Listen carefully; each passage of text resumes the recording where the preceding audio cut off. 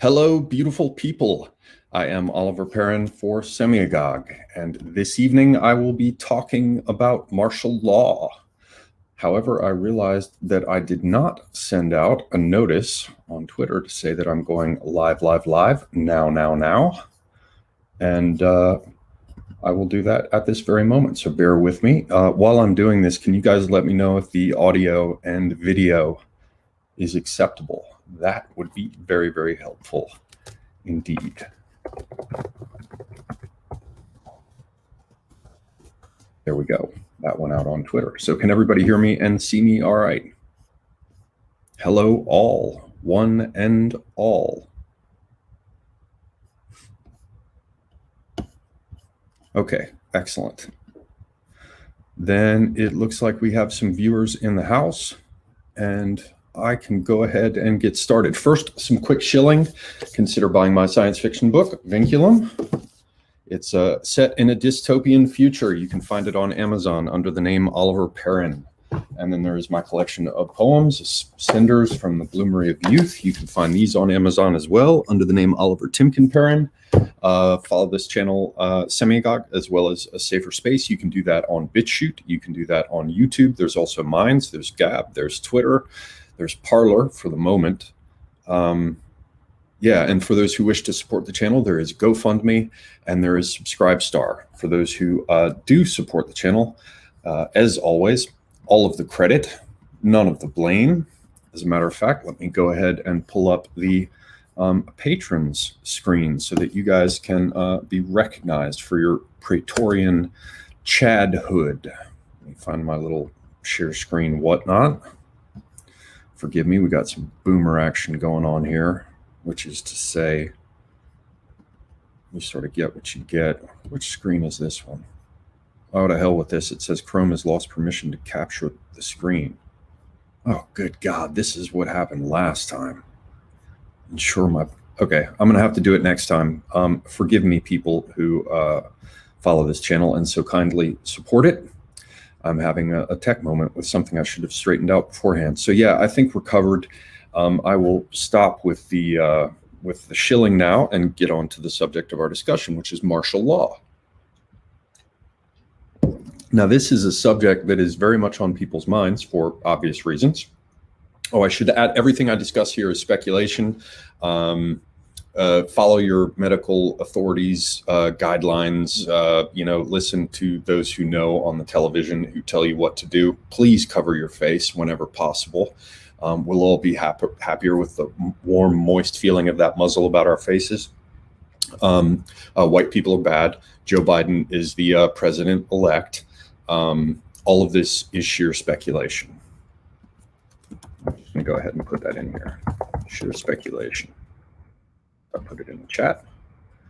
Share it in the chat. There it is. This is all sheer speculation. Okay, so martial law is a thing that is very much on everyone's minds these days for reasons that should be clear to all. I mean, this subject has made its way into the mainstream media and people are beginning to talk about it. So obviously there's concern about it and the term gets bandied about. I set myself the task of learning a bit more about it because I want to know exactly what the size and shape of this animal is, this animal that we're dealing with. And what I discovered is rather interesting. I'm going to go ahead and foreshadow it by telling a joke I've told before. I'm going to tell it again because it's illustrative. Think of it as a Zen koan or a teaching story, but it really does bear on this. So those of you who've heard it before, you're going to hear it again. This guy, he has some sort of legal problem and he decides he needs to bring in the best lawyer he can possibly find. And so he makes arrangements to talk to the 3 top people, the most expensive, the best in the world or whatever. And he brings in the first guy and he says, well, I've got this, this crazy arcane point of law and I'm trying to figure it out. Maybe you could tell me what you think of this particular statute, whatever. And the guy says, well, based upon the history of English common law, we know that, and then I said, never mind, get out of here. And he hits the buzzer. Next lawyer comes in and he says, what can you tell me about this abstruse point of law?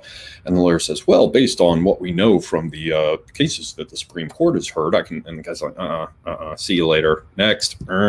buzzer, door opens, next lawyer comes in, and he says, what can you tell me about this abstruse point of law? And the lawyer walks over, locks the door, checks the knob, goes over, shuts the blinds, gets up close to the guy, leans in and says, what do you want it to mean? So that's an illustration of an important reality about the law, which brings me to my second point that I'm afraid I'm going to have to cover here, which is a sort of, let's call it a meta point. It's an overarching point that everybody has to bear in mind as regards not so much the law, but how people think of it. You have on the one hand the idea of statutory law. I mean, these are very gross distinctions I'm drawing here. They're almost caricatures, so people who know more about the law, I'm sure, could take issue with a lot of this, but the general point, I believe, holds. You have this idea of statutory law, which is very much the sort of thing that is favored in Brussels, which is the idea that you're going to deal with every last jot and tittle to make sure that the T's are crossed and the I's are dotted. You can essentially legislate for everything. And worse still, you should legislate for everything. It's like the whole problem with editors, amplified, turned up to 11, as it were. You know, never let an editor with a red pen get near anything good, because in order to justify their very existence, they're going to have to leave red marks all over everything. And generally editors are frustrated writers, but that's a side point. With this sort of statutory approach, you have the idea that you're somehow going to foresee everything and legislate in anticipation of everything. And that if something comes up, you know, all we'll do is we'll turn and we'll come up with some new further codification of behavior. Against that, as most of you, at least many of you will know, you have the sort of the idea of English common law, which is based on precedent and has much more flexibility.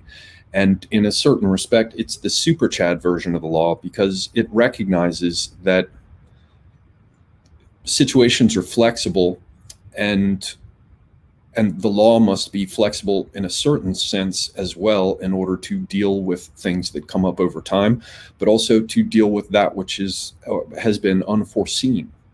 And it's not coming out well, but the idea with common law is that there's much more flexibility and it's much more pragmatic. It takes account of human nature and the impossibility of what the people who take the statutory approach favor the most. As I said, these are caricatures, because in the United States, for example, you have statutory and common law sort of operating side by side, so to speak. But really the point is that the statutory approach is for, I think, children and sociopaths, whereas the common law approach is for adults and for pragmatists, because it lays out guidelines and themes that have to be interpreted on a case-by-case basis, right? I bring this up immediately following the joke that I told you about the lawyer who goes into the room, because this statutory idea is, I think, one that's deeply ingrained in people who are less sophisticated as regards their understanding of the law. Not that I'm not a lawyer, you know, this is all speculation. But I hear it from a lot of people. They seem, well, that's not true, or you can't do that, or that's against the rules. They don't understand the fundamental ambiguity that exists even in a statutory framework, which you can't sort of scribble your way around. You can't scribble containments around it. You can try. It's an ongoing process that never sort of reaches an end. And this understanding, this approach, it's very much like when I was a little kid and you use a word and people be like, that's not in the dictionary. Wait, let's look and see if it's in the dictionary, right? There's a fundamental ambiguity in the law. There's a fundamental flexibility. And that joke will hopefully come back to your mind as regards what do you want it to mean, because it encapsulates a truth. Anyway, so much for that, all of that by way of preamble. Now we get to second breakfast, which is the secondary preamble. And again, I'm going to beg your indulgence, like with the joke. Many people who have been following my channel for some time will be familiar with my fetish as regards considering the differences between civil law and the civilian world, and martial law and the military world. So some of you will have heard this before, but I'll beg your indulgence based upon the evident fact that we're going to be talking about the imposition of martial law, to whatever extent that's a reality, or can be. And so that involves the distinction between the civilian world, the civil law, or the non-military legal codes, your common law, your statute, the shit that deals with, criminal behavior versus civil stuff, things that are unlawful, etc. You've got what's over here in the civilian world, and then you've got the military world. So if you're talking about imposing military law, then we should have some sort of understanding about the military world and the civilian world and how these two things relate. I think a lot of people haven't really given that any thought. First and foremost, or the most important thing about that being that these two systems operate in parallel. Something delicious about my tasty beverage. So with civil law, you have the idea of individual rights and liberties, Enlightenment ideals, a common law, the right to privacy, all the stuff that's enshrined in our amendments or in tradition, the idea of habeas corpus, the right to a speedy trial, the right to confront your accusers, all these sorts of things. And you have the idea of the individual being, the individual and his or her rights being this sort of central theme of what needs to be guarded, of what's most important. And that doesn't mean that there aren't, that collectives come into play as well. But hopefully, for purposes of what I want to illustrate here, it will be clear that at least certainly by contrast with the military, a focus on the individual and his or her rights is of primary importance in the world of, civilian law. In the military realm, it's a very different situation. You have absolute hierarchy, or as close as they can get to that. Everything is supposed to be task focused and supposed to produce better soldiers. For all that they like to talk about, changing hearts and minds and rebuilding countries. One of the best ways I ever heard at secondhand it described is that the military is about breaking other people's shit and shooting them in the face. Soldiers are supposed to break things and kill people in order to impose their will and to just completely shatter the will of the enemy to resist in any way. So that's a whole different world that has different requirements. It's also a crisis response. So the military exists for times of crisis. That's why we talk about things like, declaring martial law. The idea is that after a certain point, for example, if you're threatened by a foreign foe, then you declare war. You mobilize this other half of your society that's always sitting there. I want to emphasize this, always sitting there to one side, idling, so to speak, and you declare war. Now, that's fallen rather out of fashion. The Congress seldom, if ever, gets together to do that anymore. The president just sort of does it, and whether or not it gets called a war, I guess, is up to him in consultation with the fifth columnists. Or it has been, heretofore the case of late that this is what we're dealing with. So coming back to this idea of how the military realm sits there idling all the time, I often refer to it as the break glass in case of fire system. And the important thing to understand about it is that with the military, shit has to work, and there's no room for democracy in most cases. I mean, yeah, you're in the officer's tent, you want to hear from your staff officers, maybe the grumpy general or the stoic general with an impassive face, keeping morale up, looks around and asks each officer in turn, what he thinks of a given plan. But that's up to him. It's at the commander's discretion, right? And again, you have this absolute hierarchy. And if you don't obey orders, and you're on the battlefield, you can be shot for not charging forward when you're told to do so. As I've observed before, as a friend of mine told me, for the most part, conscript armies, they move because they're more afraid of being shot by the guys behind them than they are of being shot by the guys in front of them. It's a very different system. And yet what most people miss who haven't been in the military, and even some who have, is that whole world is sitting there as a parallel system. It has everything. As Tim used to tell me, the Army probably has more aircraft than the Air Force. Now, I don't know if it's true, but the point is that they're worlds within worlds. They have their own, they take care of medicine. They've got dentists. They've got hospitals and rehabilitation centers, and they produce food, and they have mechanics and auto bays and pilots and computer engineers. I mean, it's a whole parallel universe in many respects. And yet we never get rid of it. And isn't it interesting that in the West, as we've gone further and further towards these liberal ideals and the recognition of the rights of man and of individual persons, that we've never turned loose of this thing that sits idling like a V8 engine off to one side, sort of quietly growling until you have to rev it up. And they never let that flame go out, to use another metaphor of something that's maintained on the side, the everlasting flame that is never extinguished. They have to keep it there. And it's the fallback position if everything else goes to shit.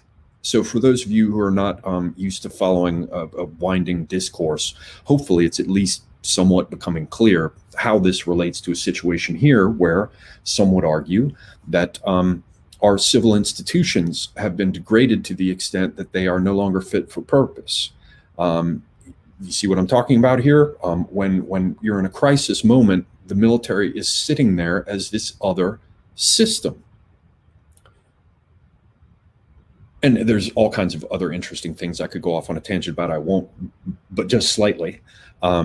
Which is this whole idea of unrestricted warfare, and how unrestricted warfare is much like the boiling the frog thing. If they can attack you at all levels and all times and all places, all classes, all genders, all professions, every aspect of your life, from education of your children to how couples interact, splintering classes and races and genders against each other, and waging economic warfare, simultaneously propaganda warfare, demoralizing people, attacking indirectly, so it is said, sheer speculation, through the release of a virus globally as a kind of weapon of mass destruction, at least something to shatter infrastructure and destroy economies and throw the populations into turmoil.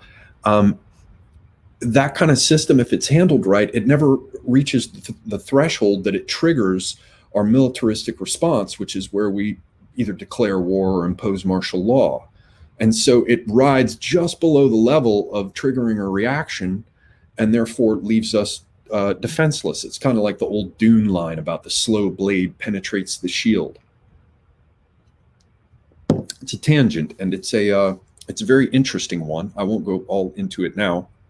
The second one I won't go all into, but I really just want to tap it, is that a lot of people who like the idea of authoritarian structures and rigid hierarchy and merit-based advancement and all the rest, they should go spend time in the military.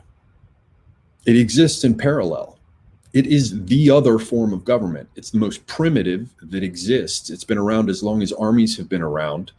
And it's, at least in theory, has this absolute hierarchy. And you can go see how it really works. I would say, from what I've heard, that the U.S. Armed Forces are some of the best in the world. And by the same token, you can turn around and ask any of the people, particularly enlisted guys who come out of them, how well it works. There's a reason why they came up with expressions like snafu and foobar and all the rest. I mean, there are all kinds of things that just get done awfully, but there are other things that get done really well. And I think the people who mock individual rights and that system should maybe spend some time in the military, understand that we already have our version of it, and then reflect on what it is that humans can and can't do. Because very often it's the case, we think that we should institute that or the other thing. And a lot of people end up sounding like utopians because they don't understand human nature. And, from everything I've heard, I didn't serve, but my father did, my brother did, and a number of close friends did. The military will teach you all about human nature, and working in the JAG Corps apparently will teach you even more. So that is another thing to consider. These are tangents. Now we're going to come around to the relationship between this military world and this civilian world. When there's crisis, the military comes into action. One level of how it would come into action, which let's call it a dimension of foreign policy, is to declare war and to go and use the army to shoot people in the face and break shit. or the armed services. Forgive me, members of other branches. So in that case, they go into a place like, say, Iraq or Afghanistan. Well, what governs their conduct? Now, in everything that follows, all the previous stuff has been informed by my discussions with my friends. But what's going to follow now is based on a few conversations I've had with a friend of mine just recently in order to try to suss this whole thing out. So I have to say a few preliminary things. First off, my friend is a lawyer, and he was formerly in the military in Army JAG Corps. He went to a great law school. At the time he went, it was in one of the top 5. Now, sadly, it's only in the top 10.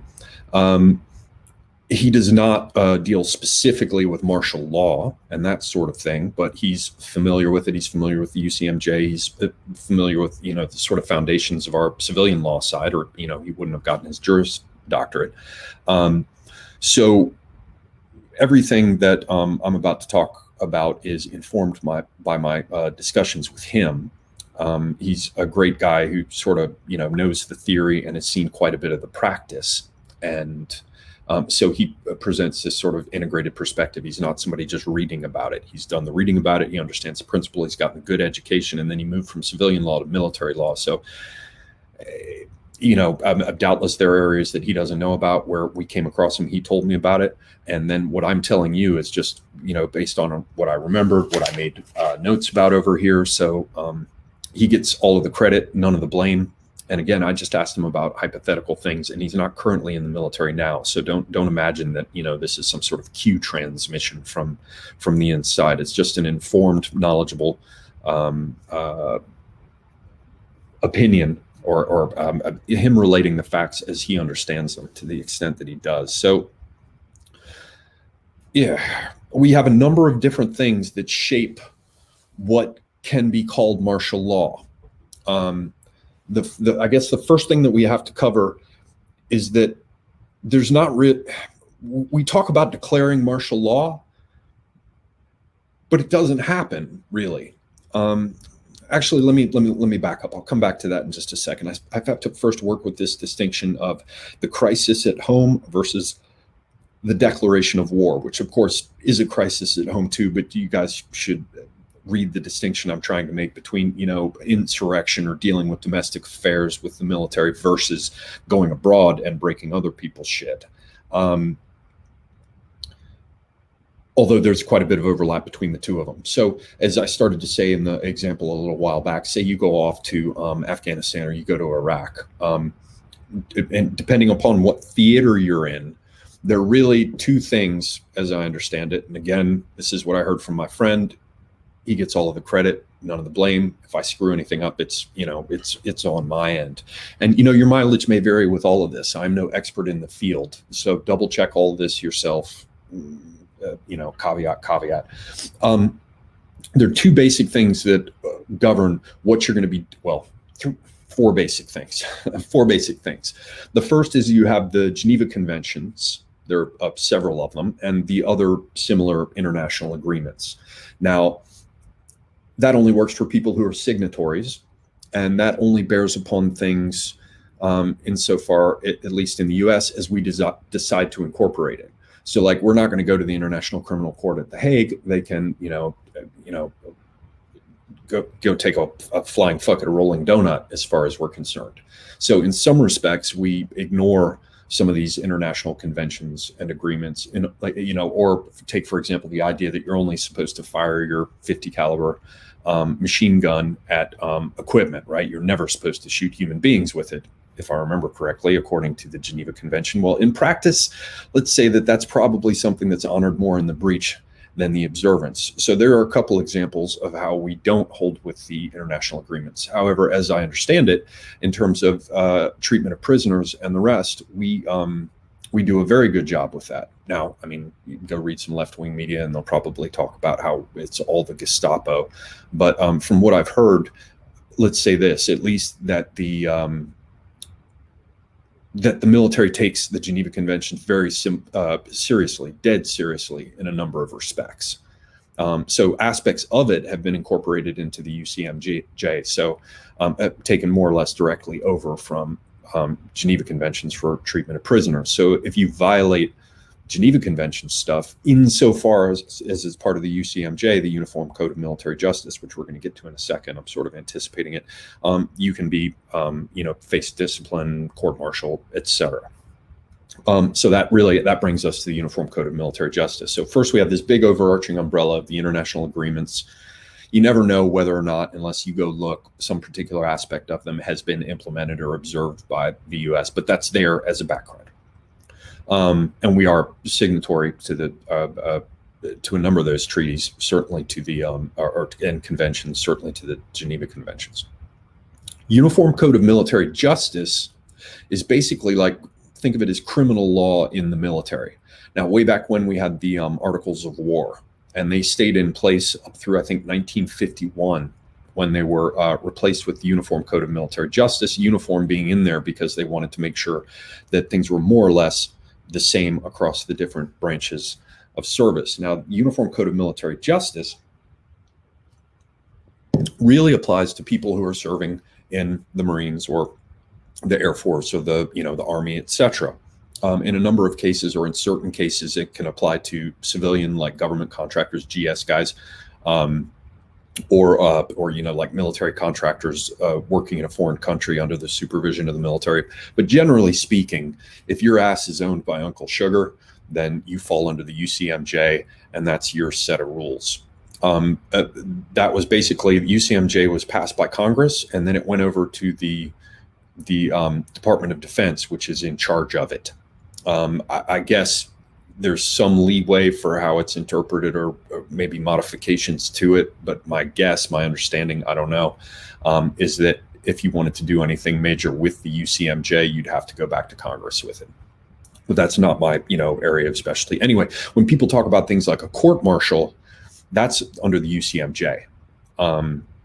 But just a general thing that you have to understand in the military, if you're talking about the UCMJ and soldiers who might have been showing their ass and have gotten in trouble, but that would also apply in the military, martial law subject that we're going to get to here, is that it's not always like it goes to court. The officer who's in charge, the one who's in command, on a given base or in a given area or theater or whatever, they have an enormous amount of control over what happens, especially when you get into real, operations and, combat type scenarios. Stuff they can, in many cases, in many instances, I'm not going to get too deep into this because I don't understand it all, but what I'm trying to convey is that it's not always that you go up in front of like military judges for a court-martial and, evidence is heard and there's a defense and the rest. A lot of stuff can be expeditiously dealt with by a commanding officer, because in the Army, it's all about, or these other branches, it's about getting shit done. They cannot get bogged down. Some things they have to handle expeditiously. In other cases, the right to a speedy trial, that might get in the way of them getting information out of you or finding out everything they need to in their whatever they need to find out about you as regards their mission or the crime. I'm sorry, mission came to mind because I guess what I want to emphasize here is that the Army's mission is to shoot people in the face and break shit. And so everything is tuned towards not getting in the way of them fulfilling their primary mission. That said, from everything that I have heard, people who are accused and who actually at least get to trial rather than something dealt with in a summary way by an officer, they're generally better treated. You have all kinds of protections that are taken very seriously, and etc. So the Uniform Code of Military Justice is the next one. So we have the Geneva Conventions and other international agreements. We have the Uniform Code of Military Justice. The major things that we take away from that is it applies primarily to, like, soldiers and airmen and Marines, the people who are in the service, sometimes contractors and civilians. And it's not always like going in front of a court-martial or whatever. Very often things can be handled on the spot by officers. Then you have the two other subjects that we're going to cover. You've got the rules of engagement, and some related things. And then you've got this idea of military commissions or tribunals. So, and I'm, at this point, I'm giving you the framework for, going out there most generally, dealing with another country somewhere far away, under this idea that we're at war with someone. Rules of engagement, together with what are called operational orders, shape what the people in a given theater are going to go out there and do. Now, again, I'm no expert in this. People who know more about it, who want to jump in the comments, will probably have some back and forth, ask me anything stuff at the end here. Correct me. I'm, again, no expert, but I think I understand this fairly well. The limited part of it I'm going to attempt to explain. And I think it's pretty clear, and I have it right. You've got operational orders, or op ords, and those they go out to different, whatever the various units are, not a unit, but the various units of military terminology. I don't know if it's a brigade or division or company or whatever, or if it's to an armored unit or, whatever. These op ords will come down, and they'll get more specific down the chain of the different elements that are relevant. And they go out to units, they go out to subunits, as I was saying, and they list things like tasks and targets. And so that's all about what people are supposed to do. And apparently these plans, when they get drawn up, are highly detailed. They can get down to, on the, 5 hours into this calendar date, if X, Y, and Z have happened, this group of people need to be at X place in order to seize this transmission facility, take it over, and begin broadcasting a message. Or, we got to flush all the people out of this underground network over here by X hundred hours. And when they write out these massive plans, they get down to that level of granular detail. Now, bear with me, because you guys are thinking, well, what the hell does this have to do with martial law? I have to cover this ground first for anything that I'm about to talk about on the other side to make any sense. And I know you're like, well, that's just orders that people are given. That's not martial law, or that's not even the military system that governs how they behave when they're in this battle space or whatever. I mean, well, it is, because the two things, the operational orders determine what the tasks are, and the rules of engagement, which obviously would have to have some relationship to the tasks, right? You wouldn't have rules of engagement that precluded you actually doing the thing over on the task side under op ord, your operational orders, right? The two things work together. The rules of engagement talk about, the use of force. And that seems like a very limited thing. You're like, okay, rules of engagement is, if he's carrying a rifle in a place where people normally carry rifles, but he's not pointing it at you, you're not allowed to shoot him, right? Or you could say, well, if he's, but if he points it at you, you can. Whereas maybe in another theater where a different set of rules of engagement apply, maybe you could shoot him if you just saw him carrying a rifle, However, that is not the limit of what rules of engagement cover. They can really be turned to apply to any number of things because of how they relate to the task or the mission that's reflected in your operational orders. So rules of engagement could, for example, cover, like I said, if you're ordered to take over a broadcasting facility to broadcast a new message to propaganda in some newly freed province in Sand Dunistan, rules of engagement are at least going to leave an open space where that activity can happen, or they might deal with, laying out specifically what can and can't be done there. And because the military is all about applying force to sort of further the national will as an arm of foreign policy, carried abroad, the application of that force as reflected in the rules of engagement can have all sorts of manifestations, let's just say. I'm probably making it more complicated than it needs to be, but what's important to understand is the combination of the operational orders and the rules of engagement really do dictate what soldiers can and cannot do in that domain that they're operating in. It sounds too fancy pants to call it, the battle space, but wherever it is that they're working, and those rules of engagement apply, and the rules of engagement apparently are upstream from the operational orders. but they all work together. That really shapes what a soldier can do. Now, how do those things work together with the Uniform Code of Military Justice? Well, here's one example, because we're talking about two separate things. If you violate the rules of engagement, then, you know, maybe you've done something prejudicial to the good order and discipline of X branch of the service. And so you then are subject to sanction or discipline or prosecution or whatever under the UCMJ. So you see how those things kind of work together. And then again, in the background, you've got the Geneva Conventions in theory and other things like them bearing upon everything that happens within the framework that I am talking about. Now, then you've got the idea of military commissions or tribunals. First thing you have to understand is military commissions and military tribunals, commission and tribunal, they can be used interchangeably. Now, military commissions or tribunals are not court martials. And the important thing that we need to understand about them is that they are governed by what is called the Military Commissions Act, the most recent one of 2009.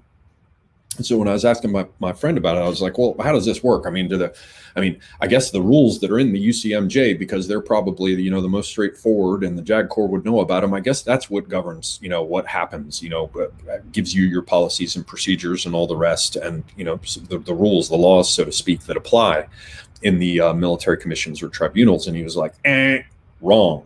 No, what happens is they get laid out in the Military Commissions Act. Now, in point of fact, they are closely based. What's in our current version of the Military Commissions Act is closely based on the language and principles and some of the established things in the UCMJ.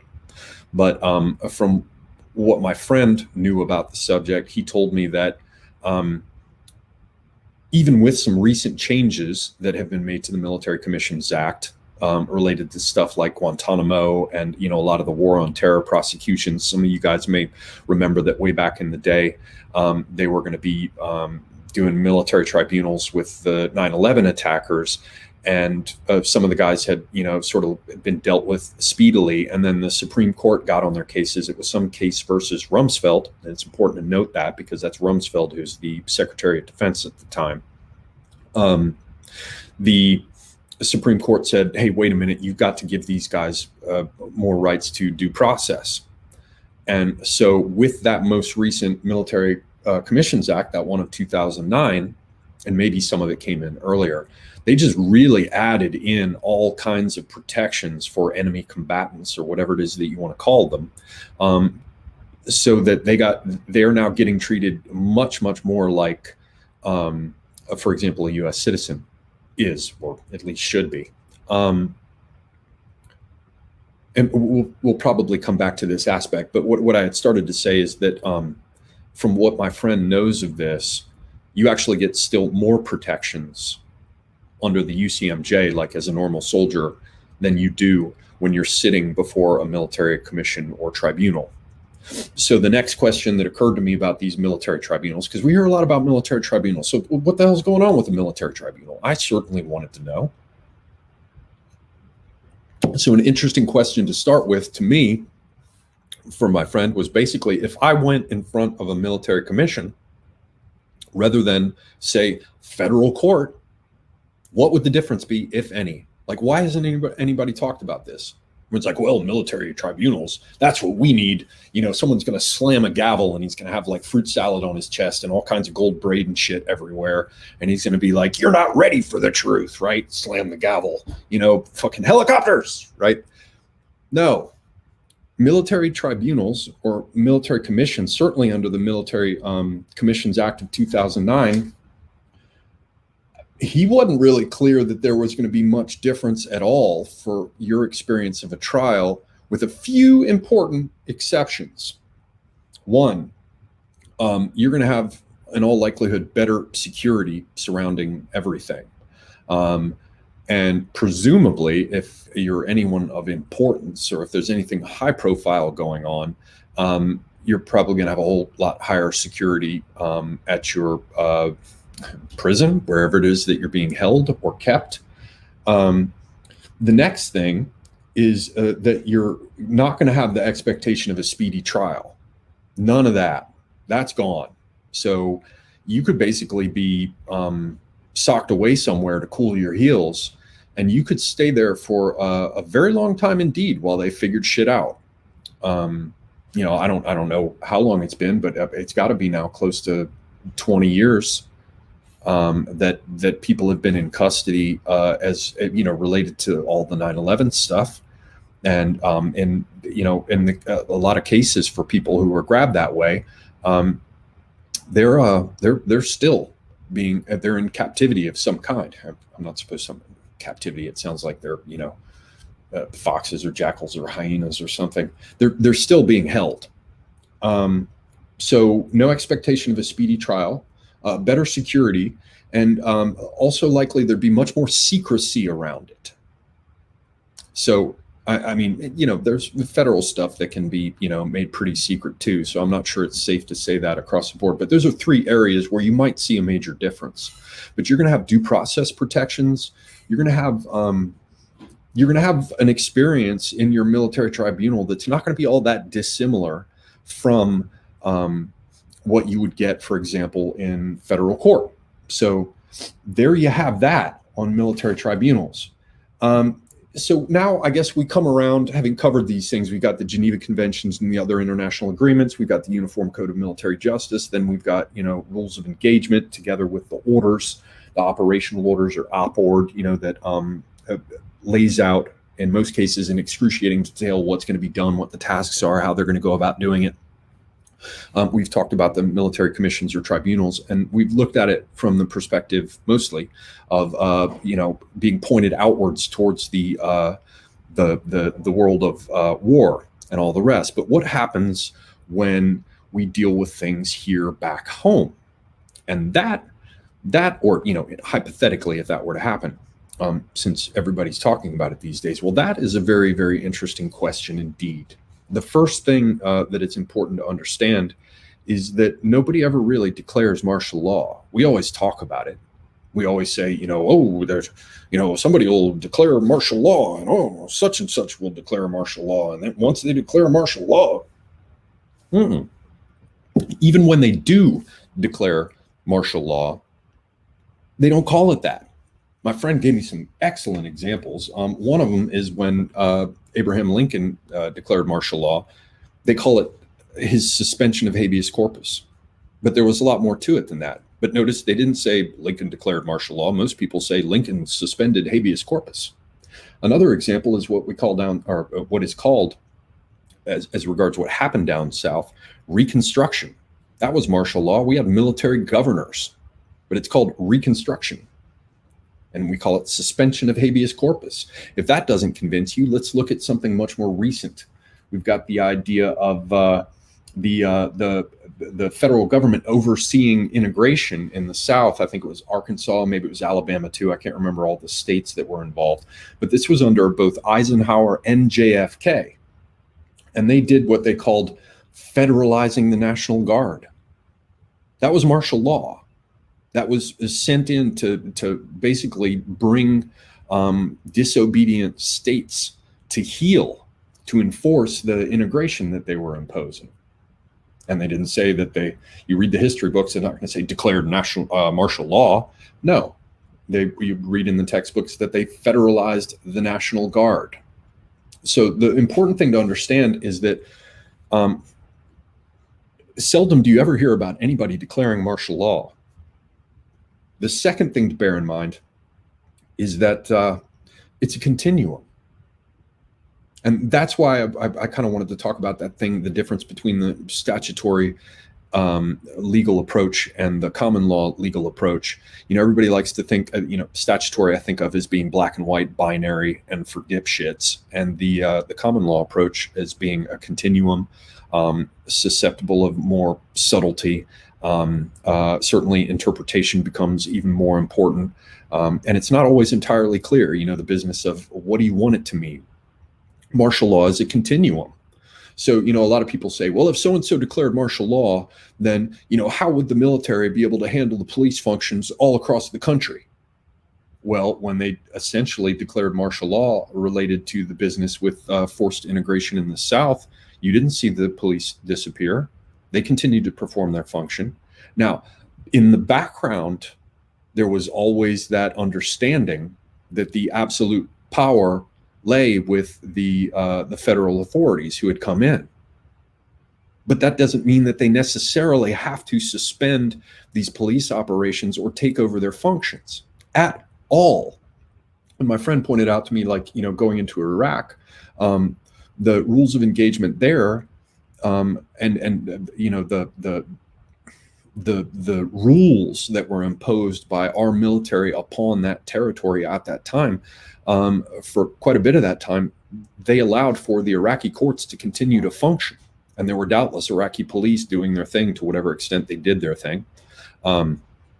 So that's another thing that I want to emphasize. Not only are we dealing with a continuum with what gets glossed as martial law, but it's entirely possible that in situations where the army is in control, aka martial law, there are all sorts of functions that at their discretion they can leave in place so that the public never sees a difference. So that is something to bear in mind as well. Let me just make sure I didn't miss anything on my notes on.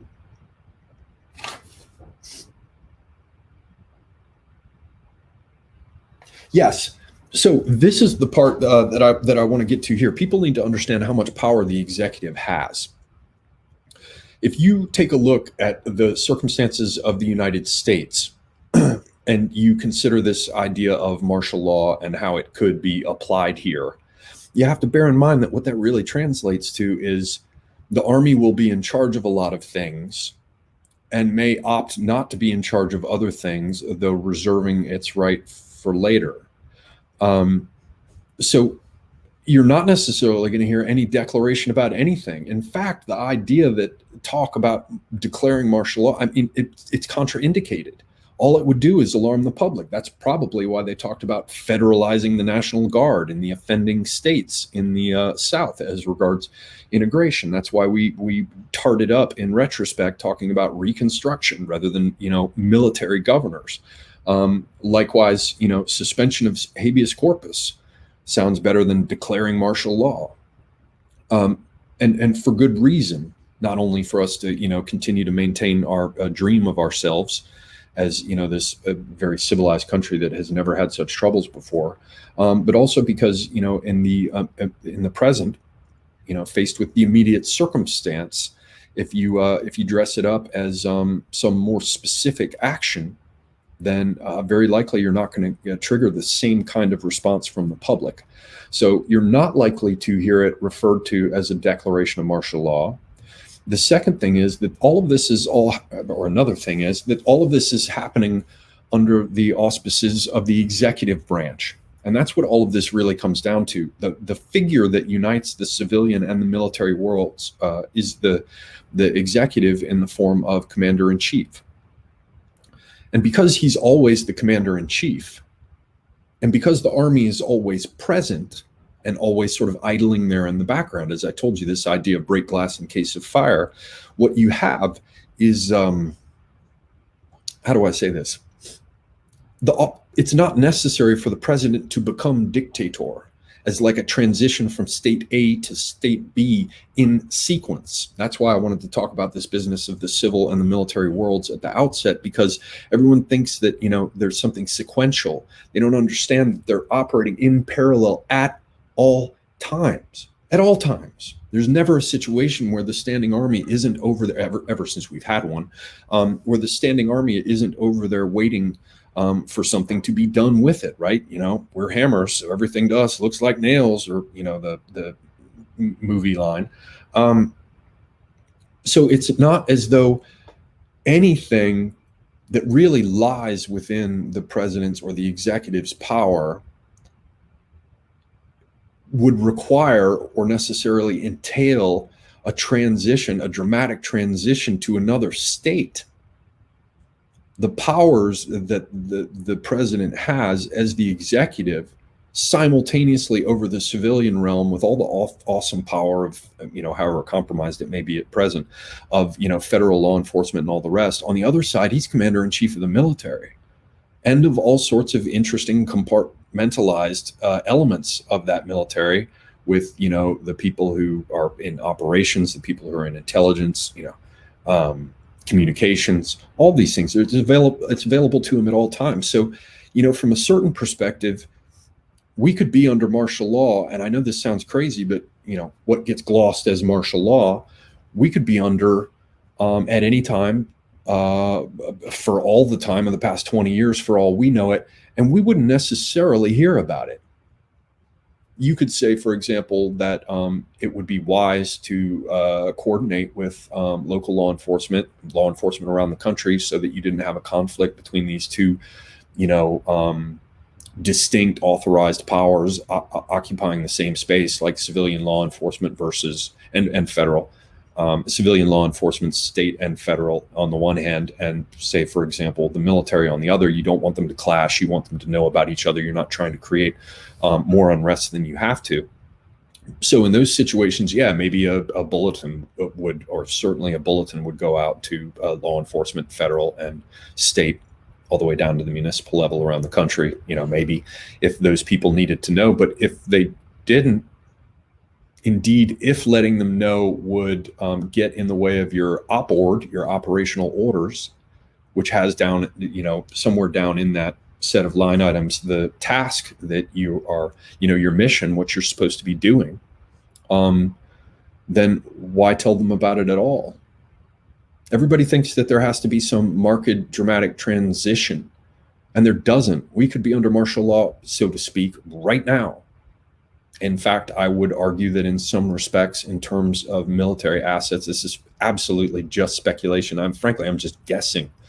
But if I had to guess, we've been having, the executive branch using the military arm in a domestic, within the United States, on our own native soil, dealing with problems for at least since 2018. So is that martial law? It means that they're going around the typical, even federal law enforcement channels, and possibly even for some time, as they deem necessary, going around the courts. Look at what happened with, all the crazy shit that's in the Patriot Act. Trump let a lot of that lapse, but there's a lot that can still be done under that kind of thing. And, a lot of people are like, well, the president couldn't do that because he's outside his constitutional powers. No, his constitutional powers come with obligations. And one of them, let me pull it here, comes out of, sorry, I just have to find the quote. Yeah, this is from Article 2, Section 1 of the Constitution. And it says regarding the president, before he enter on the execution of his office, he shall take the following oath or affirmation, quote, I do solemnly swear or affirm that I will faithfully execute the office of President of the United States and will to the best of my ability preserve, protect, and defend the Constitution of the United States. So that's an oath that he takes upon taking office. And he's supposed to preserve, protect, and defend the Constitution. So that's not even in a fucking amendment. That's in, Article 2 right there, and not, deep down in it. It's at the end of Section 1, last paragraph, Article 2, Section 1. So you could talk about Insurrection Act this, or Insurrection Act that. This right there, that oath, lies at the heart of it. And as Commander-in-Chief, he has at his fingertips not only the whole civilian world side of things, but the military world side of things too. So again, the whole business of martial law is a continuum.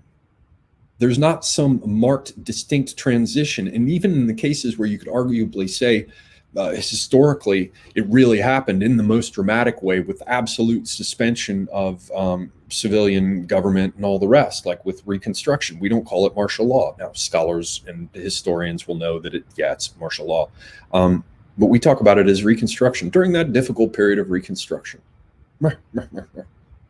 So, and as I said, it could be happening now, and you and I would not necessarily have to know a damn thing about it if the aims, the tasks under the operational orders didn't require anyone, or in fact, contraindicated anyone knowing about it.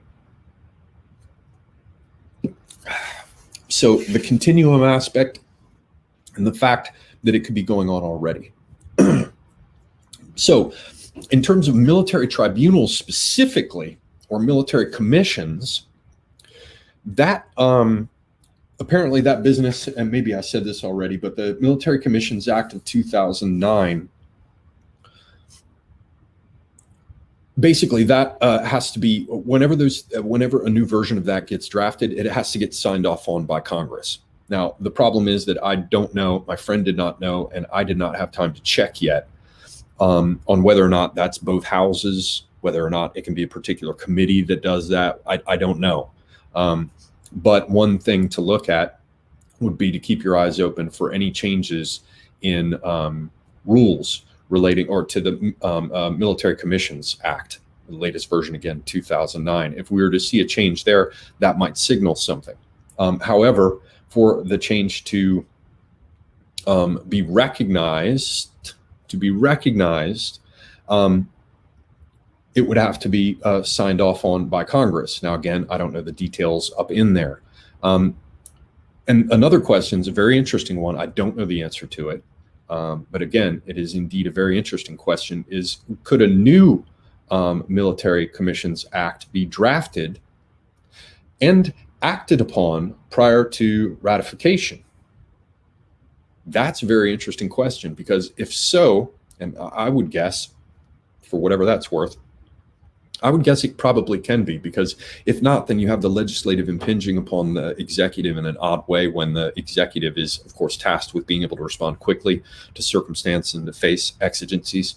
But that's interesting, because then you could see, for example, the Military Commissions Act change in order to perhaps remove some due process protections or whatever. That would be interesting to look at. Although deep in my heart of hearts, I tend to think that Trump probably wouldn't mess with that in all likelihood, because he doesn't need to. Even military commissions are arguably not truly necessary, except perhaps in some very specific cases. Again, in terms of differences between just some federal action where you go to federal court, facing some kind of charges, and you get maybe better security, more secrecy, and you don't get the right to a speedy trial. So you could be held for a lot longer, say until more evidence came out and public opinion changed about a given thing. So that is something to think about.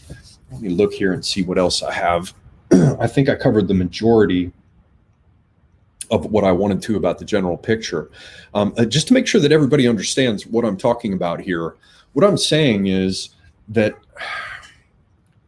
it sort of is like the "what do you want it to mean" joke with lawyers. The power that the President of the United States has is flatly awesome. It's fucking unbelievable. And again, he is in charge not only of the whole civilian side of things, but the military side of things too.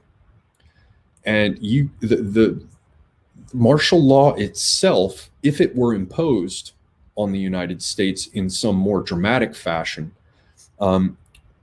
would be governed by the operational orders, getting down to all the details of what the mission was. Presumably it would be something, like restoring stability and trust in government or whatever it is, right?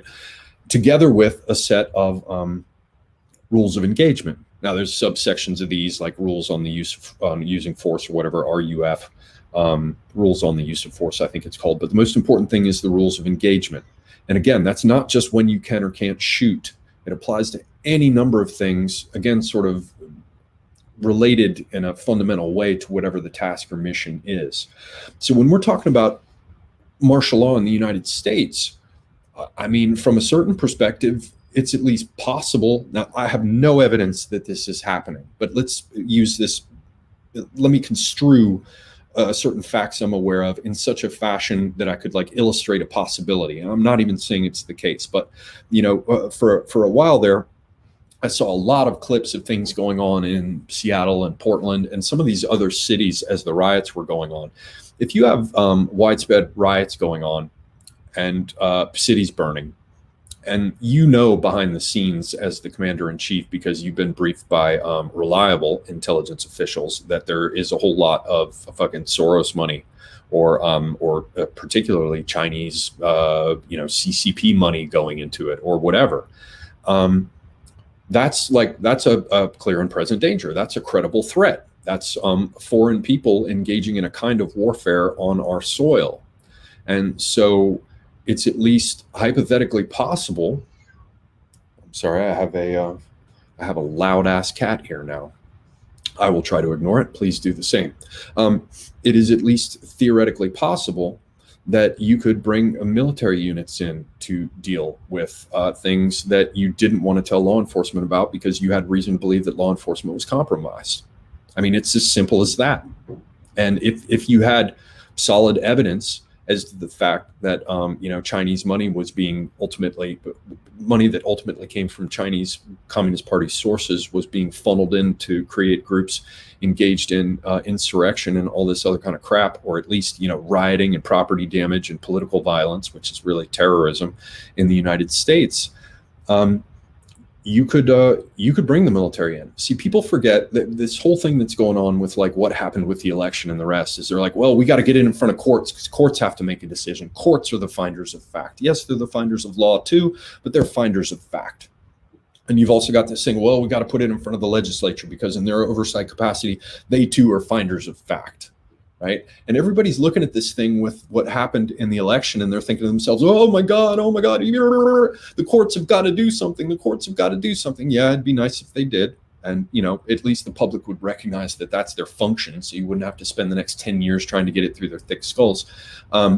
Yes, indeed. Power to the people and the legislature, that's this important branch construed as being closest to the people, elected representatives and all the rest. It'd be great if they did something. And yes, they are in their oversight capacity finders of fact, probably finders of the law too, for all I know.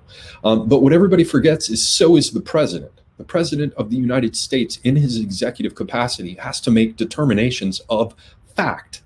They know X, somebody attacked. Okay, who did it, right?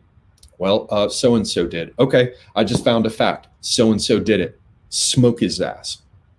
If you don't believe that's the case, I mean, I'll point you to, if you don't think that the executive can make determinations all on their own, the executive branch, the president of the United States himself as the head of it, if you don't think he can make a determination, make a finding of fact on his own, and then take executive action about it without giving a shit about what the legislature or the courts think, take a look at the case of Anwar al-Awlaki. He's a U.S. citizen who was off in the Middle East, and he was declared an enemy combatant, and they smoked his ass with a fucking drone. And not long thereafter, they smoked his ass. Abdul Rahman or Abdul Hamid, I can't remember his fucking name, but his son got it too a little while later from a drone. Now that was under Obama. Obama didn't have any problem declaring a U.S. citizen an enemy combatant and fucking droning his ass. So yeah, people think that the executive isn't allowed to make findings of fact. Most certainly they are. And again, I read you the part with the oath in the Constitution. The president is required to uphold and defend the Constitution, and he can make findings of fact. Now, because of what Trump has been doing with both the courts and the legislatures and his public relations program, even going so far in that 13-minute speech of his recently that everyone seemed to miss. They all watched the 4-minute one about the COVID bill or the defense bill, whichever one it was, both the COVID bill, I think.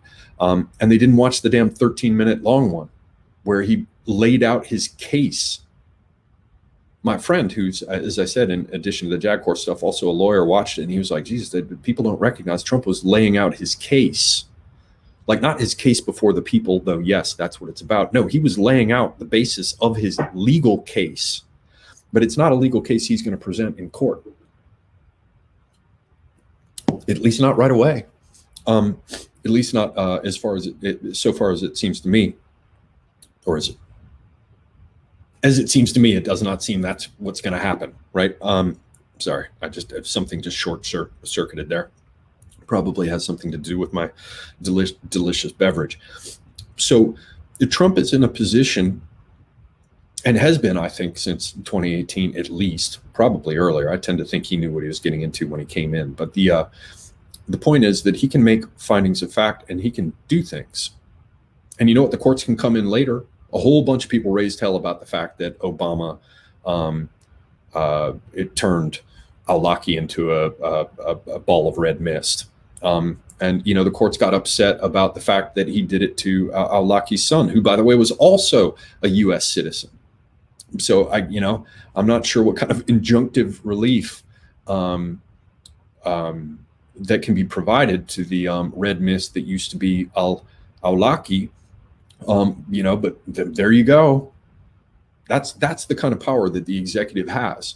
So I think this brings us to out of the area of specifically martial law, and I'm going to cover this brief thing on one further dimension of what I think is going on with Trump's tactics, and then and maybe strategy overall, and then I'm going to turn this over to questions. So if you have any questions, I'll try to answer them as best I am able.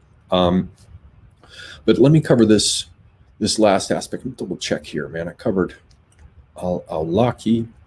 Yeah, so that's this business of Trump getting up there and giving his speech, that 13 minutes and 53 seconds or whatever it is. He's laying out his case. And, a lot of people have been pissed off. I've watched it online. Like for a while there, everyone was just furious that Mike Pence didn't come out and shut this thing down on the 23rd. And now it's gotten moved to the 6th. And, I myself have been upset for a 3.5-year period now, because within the first 6 months when he was in office, I was like, heads need to roll for some of this shit. I mean, the history of my channel is in large part a history of saying heads need to roll for a bunch of this shit, and look at all these things that have happened. And, eventually they're going to get him for, Imran Awan and his crap in the House of Representatives as an IT guy, carrying hard drives out of there and doing weird shit apparently with Pakistani intelligence services. And, somebody's going to do something about federal prosecutors dying down in Florida and Debbie Wasserman Schultz district. And somebody's going to do something about Epstein, and somebody's going to do something about, fill in the fucking blank. They just go on and on. It's just about, the impeachment bullshit, or, the shit with the Foreign Intelligence Surveillance Court, and FISA, or unmasking the business with Ukraine. Someone's eventually going to do something. Trump has just not done. He's not acted in ways that we can see on the surface for the most part. It's like, man, you got to march a ways into that guy's forest to hit the tripwires, to take the latest of the Bannonisms I've adopted. It's just, you keep waiting. And one of the things that pissed people off, like I said, is, Pence didn't do anything on the 23rd. Well, why not?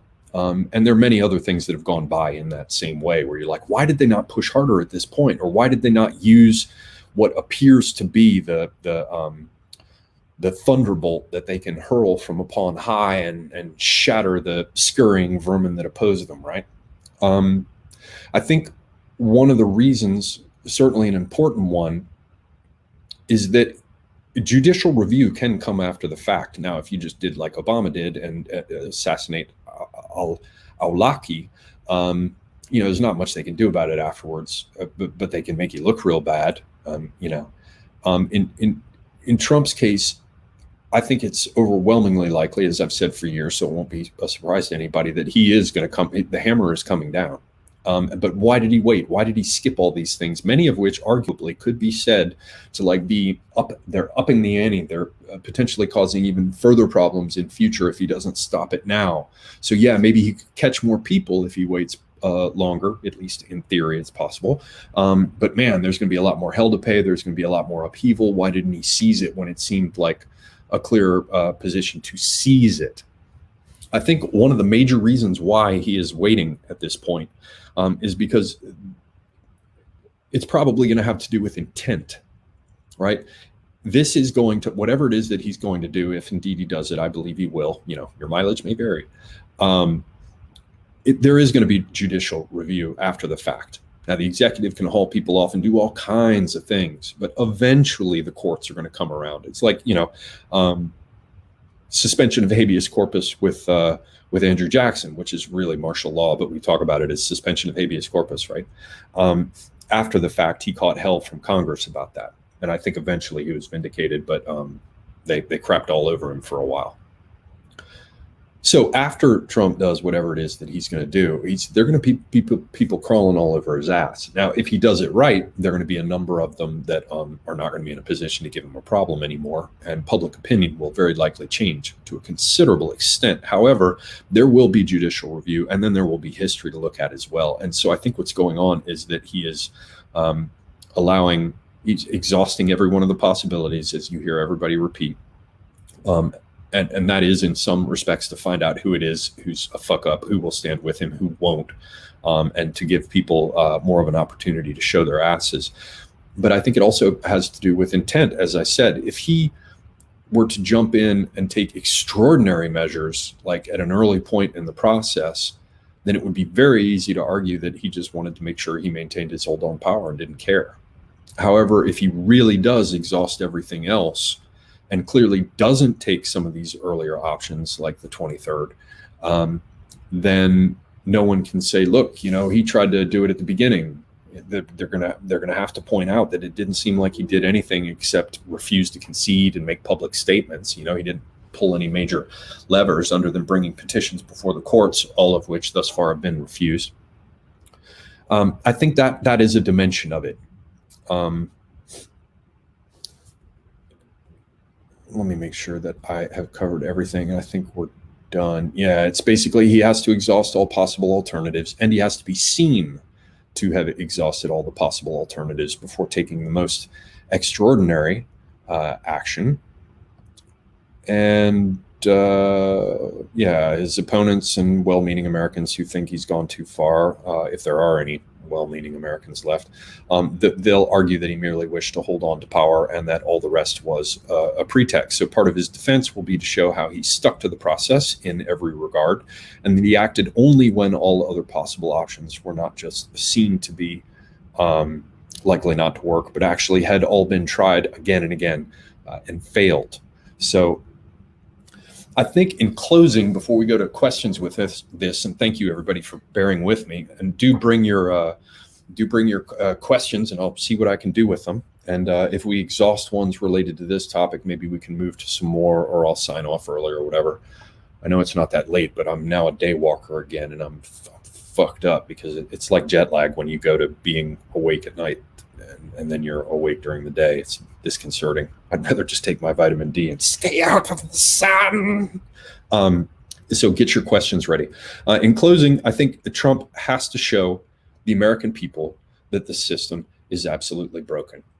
And we have all seen over the past weeks that that's what's going on. People are getting a red pill. Like, as I've told people on streams and in discussions privately with my friends, even I didn't know it was this bad. I had no idea it was this bad. I mean, even down to the state level. I mean, you could say in any of these individual instances, you could say, oh, well, I guess I supposed I should have known that would be crooked. But when confronted with the just, boot in your face reality that it's not just here and here and here and here and here, it's fucking everywhere. When that comes home to you, as I think it's coming home to the American public, that's a major. There's a psychological transition involved there. And I think we are seeing it unfold. So Trump has to show people that the system is broken. And I think the future for him doesn't lie, as indeed he's disavowed it, this idea of martial law and imposing martial law and setting up military tribunals. Because martial law is something, I mean, it can be, I'm not going to say it always is. And, when that power is invoked, it's some crazy shit and it's hardcore.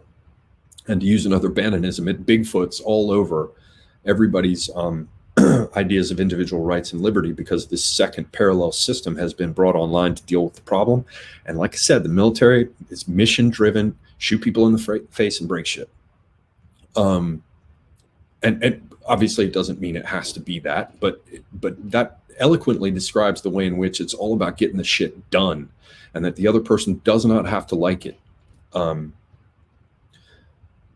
martial law doesn't necessarily have to be marked with that that dramatic transition. So he has to show people that the system is absolutely broken, and he has to do it in a way that is incontestable.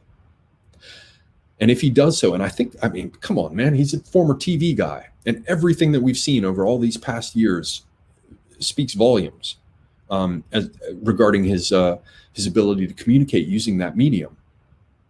So, I mean, the idea that anyone could sit here, I mean, you can say he won't do it, or you can say he might try and fail because the enemy gets a vote too, right? But to imagine that he couldn't or wouldn't be willing to just step up and show the American people evidence of that's so striking and so incontestable, like you cannot look away from it. Like you can't call it a deep fake, right? And we're not talking about boring text. We're talking about like telephone conversations or video footage or, you know, a row of witnesses, or instead of one truck driver with a trailer full of ballots, like 50 of them.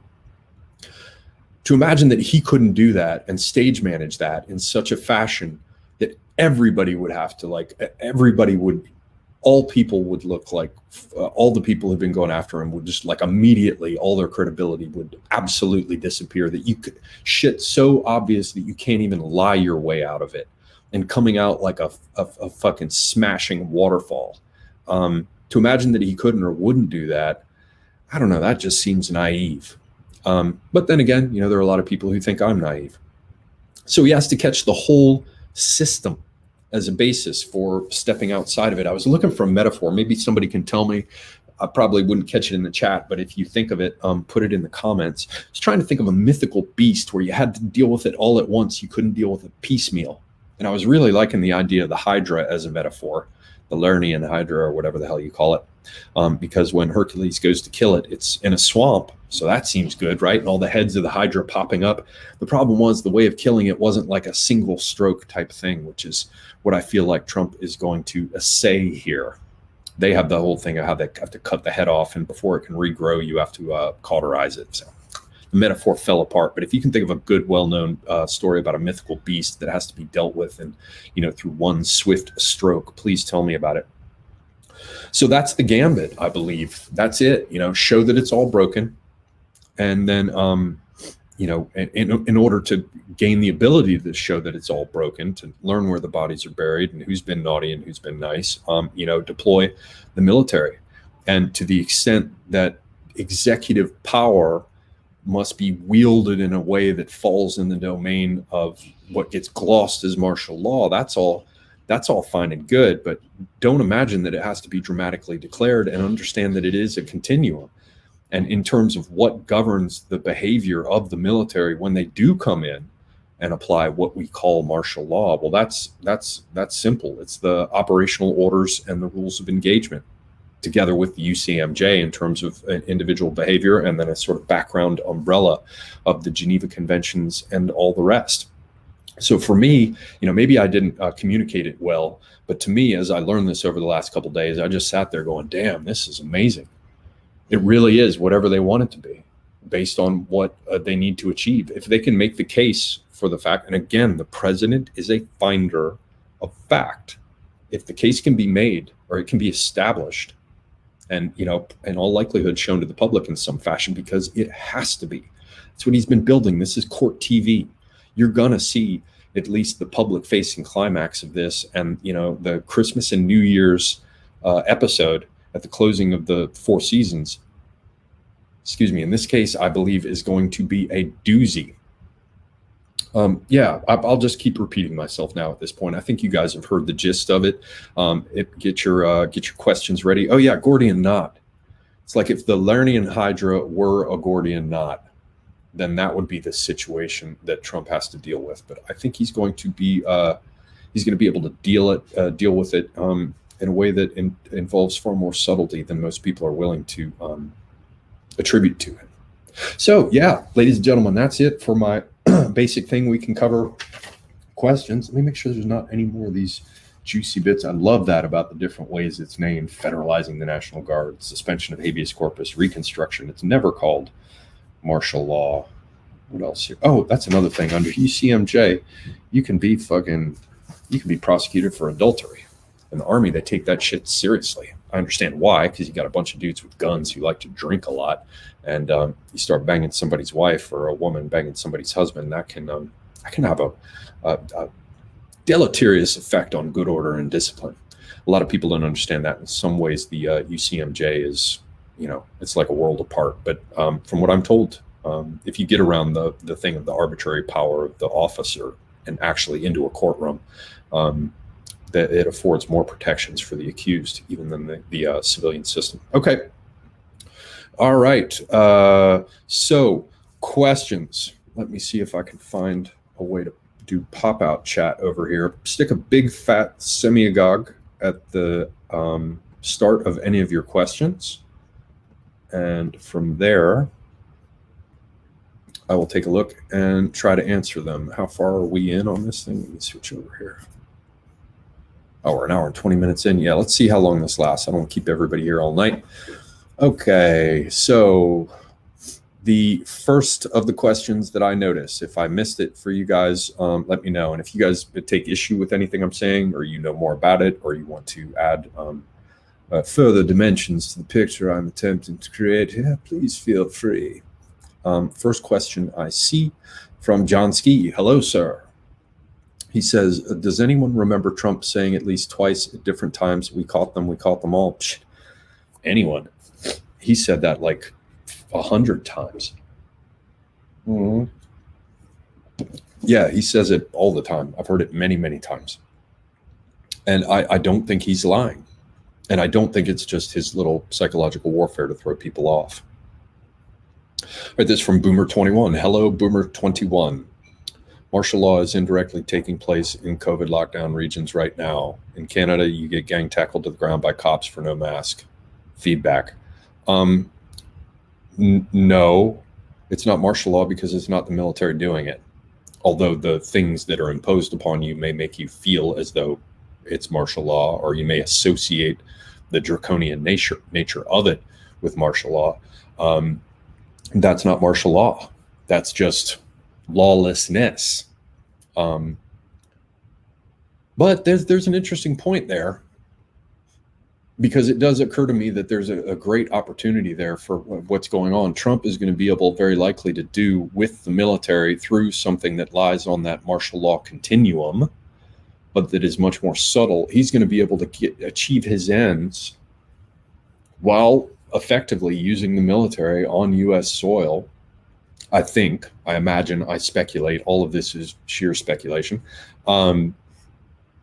And yet at the same time, that's something I'm going to have to give some thought to, because he's got enormous power there in terms of a latent narrative to come after just what you're talking about. I don't agree with you that it really is martial law, but according to how the public would see it, it feels like it. Like that's what you think, jackbooted police had burst their way into your restaurant and arrested people and carried you out, or, little kids are hauled away in a van because they're not wearing a mask. That feels like martial law, doesn't it? Yes, there's a great opportunity there for Team Trump if they were to get after it intelligently. But, one thing at a time. All right. I'm looking. JT Smith 101 says, Semiagog, will Trump retain power, please? Yes, of course he's going to retain power. I've been saying it for years.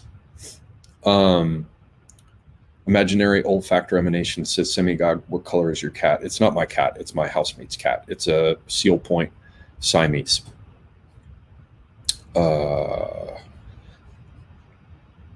Next one, I'm looking for.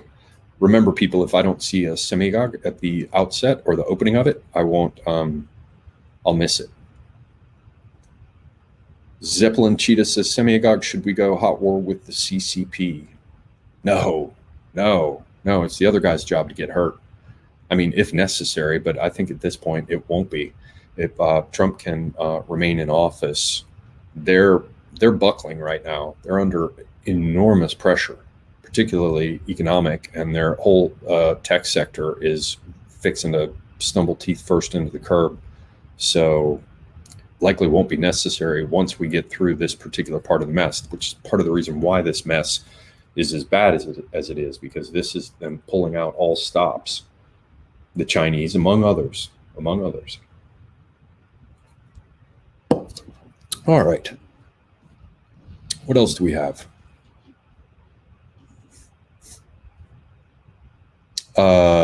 Robbie from Texas says, Semi-Agog, thoughts on what happened in Nashville?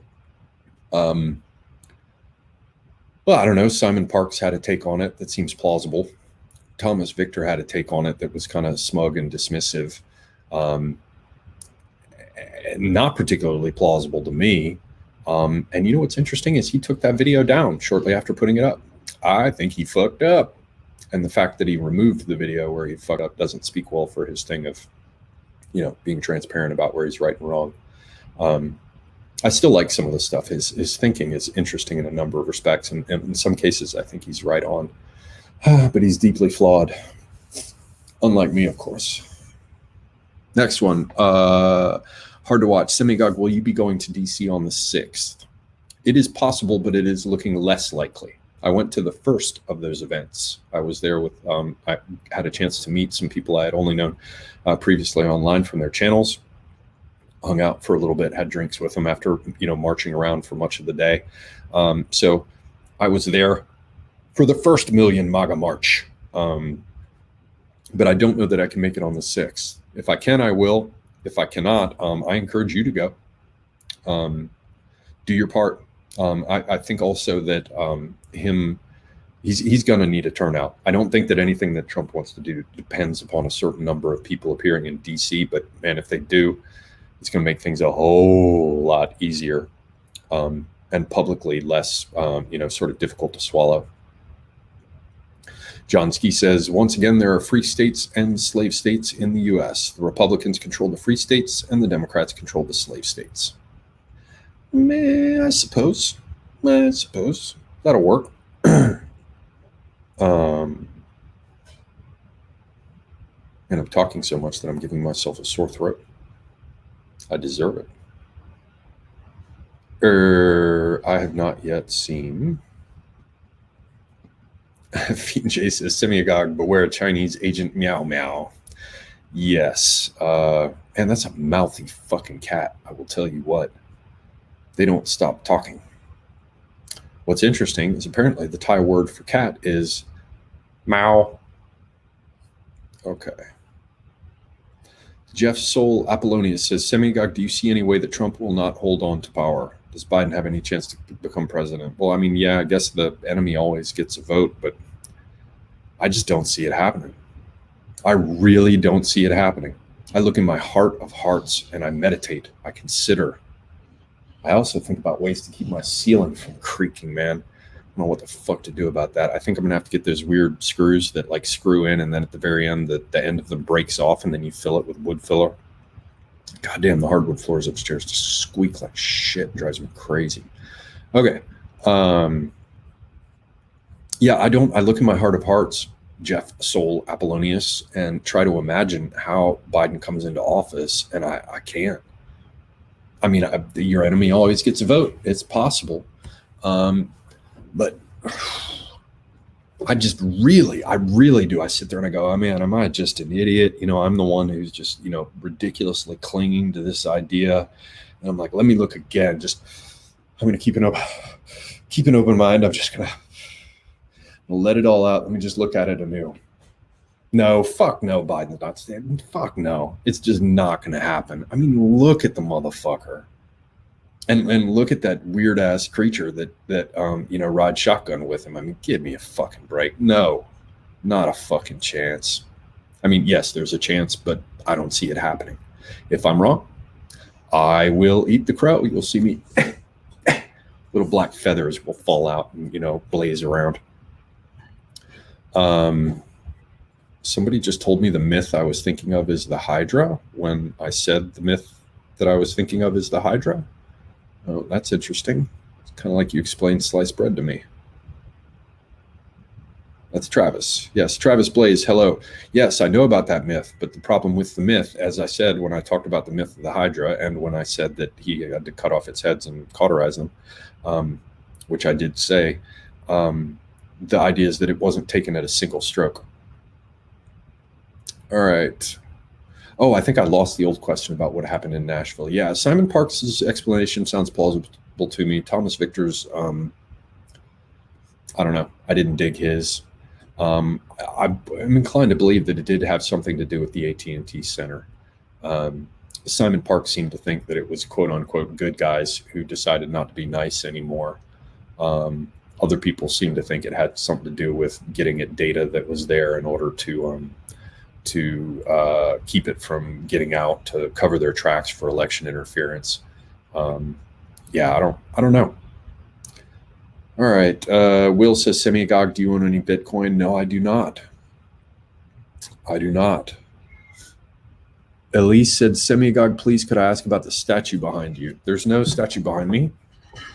That is it's a dummy with a Circassian outfit with Galoon and Guzzi powder tubes and a hat and a bashlik on top of it and boots and a kinjal and an old purse from back in the day and a belt with some walrus ivory and a little bit of bone, maybe elephant ivory. I can't remember. Okay. Yeah, so it's basically the clothing there is from the it's all probably 1900 to 1918-ish, like pre-World War One, but probably not older than turn of the century, except for the dagger and the purse, and maybe the boots. Boots might be like 1890s and up, but probably more like 20s. Purse and the dagger are daggers like 1880 to 1900. Gazidi are Turkish from later. They're probably after the Circassians got kicked out of the Caucasus. The bashlik is Russian Civil War vintage. So I don't know. It's all like, 1900 to 1920 stuff. Part of my Caucasian arms, armor, clothing collection stuff. Okay. Don Browning. Hello, Field Marshal Browning. Our major Australian hardware chain Bunnings sells majority Chinese imports that are running out of stock. Are you having similar issues in the US? Not that I've seen so far. I mean, sometimes, toilet paper levels on the bog roll levels on the grocery shelves go up and down, but yeah. Shay Ragnarson says, what if the world leaders didn't recognize Trump? Who gives a fuck? They have to deal with the US, and if Trump remains in control of it, they're going to have to come and deal with him. And the same things that get used to sway public opinion nationally are going to be applied internationally. So, good luck with that. They can try. And any number of them may well, or their people within their governments may well be implicated in the shit that goes down. So we'll see. Sir Richard Morris says, Semigog, what happened to your series with the French gentleman? You were doing a series on secret societies. Actually, that was with a German or Austrian, I guess. I don't know enough about accents to be able to tell if he's German or Austrian from how he speaks English. But yeah, that's on Teos. And we will see. I hope to finish it. He just has not been back with me. He says that he eventually will be. So I'm guessing he just has stuff going on. People work for a living, unlike me. I joke about that, by the way. The only reason I don't work for a living is, other than this, is because this COVID crap has killed my business. I haven't had a proper client and project for 10 months, whatever it is. 8 months, 9 months, 9 months, 10 months, whatever. Okay. Nunya Biz says, Semigog, do you think Trump is Kaiser and Pence is Octavian? No. I don't even see Pence becoming president next. People are talking about that online, like trying to lure Pence forward by saying, if you help us out here, we'll vote for you in 2024. I don't see Pence being president. And likewise, I think Pence, I don't know, I could be wrong, but I think Pence is likely to do whatever it is Trump wants him to do when the 6th comes. I don't see him being the establishment guy who will betray Trump. I don't see that at all. Trump went to too much trouble the entire time to always seemingly like step out of whatever it was he was talking about in order to, say how great Mike Pence is. French Bulldog says, Semigog, you're not alone in believing that Trump will overturn the steal. Steve Cicciolante, Discover Ministries, did 1 hour the other week, totally up on the political stuff, says Trump will do it. Yeah, if you still do say that, certainly I'm not the only one. However, I do believe, and I will continue to believe until someone else shows me evidence that Tim was the first one to point out that Trump was setting traps for all of them. So we shall see. All right, I'm missing a lot of these, but I'm just going to roll on through.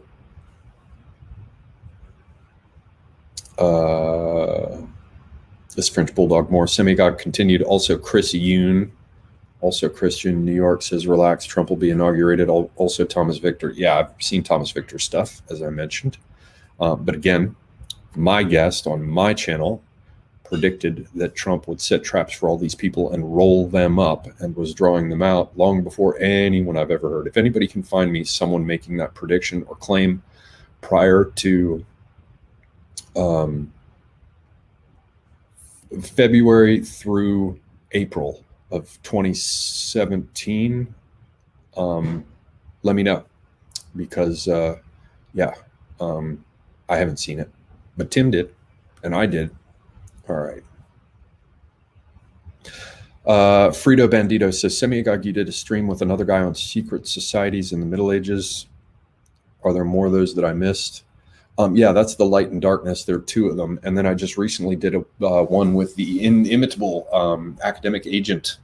Sign up for his courses at the Academic Agency. Check out his Foundations of Writing course and his Introductions to Economics course. He's a big brain academic degree university professor type guy who has done these courses for people that are available online. And from what I understand of them, they're very high quality. So in addition to the streams on secret societies that I did with Anteos here on my channel, I did them that one within the last few days, within the last week, certainly, with Academic Agent. And you can find out more about him and his classes on his channel, Academic Agent. All right. Ogun's Iron says, Semigog and everyone, if Trump wins again, what happens to Canada? I have a vague feeling that Trudeau would have played a part in the plot against Trump. Yeah, when Trump gets back in, I think you're going to see things hit Canada pretty quickly, and UK very quickly. And then I think you're going to see a whole bunch of shit go to hell in continental Europe. It'll definitely get worse there before it gets better, but it will be the beginning of straightening things out. Something that Tim predicted, and I predicted following that. I joined in. I endorsed his prediction, was a summer of love with violent upheaval in Europe, and we've been wrong about the time frame, but I still believe something is going to happen with that. All right. Fiend J says, Semigog favorite couples dance or dances with lady friend or for socializing. I don't know many, formal dances. I mean, the only partner dance I know, really, other than shaking your ass on a dance floor, is Sevillanas. I like it because it, sort of embodies this idea of spring and phases of female interaction, sort of in 4 acts. So Sevillanas can be cool, but a lot of time they play it too fast. It can't be too slow either. It has to be just right. All right. God, man, I sort of get myself oriented and this thing auto refreshes. I hate that shit. John Ski, Semigog, do you really believe this whole thing is a large ongoing military intelligence operation to save the U.S. from the corrupt U.S. political class, the Chi-Coms and Euro-Blue commies? Yeah. Yes, I do. I really believe that. There are probably, all sorts of incentives in there as well, but yes, I do believe that. All right.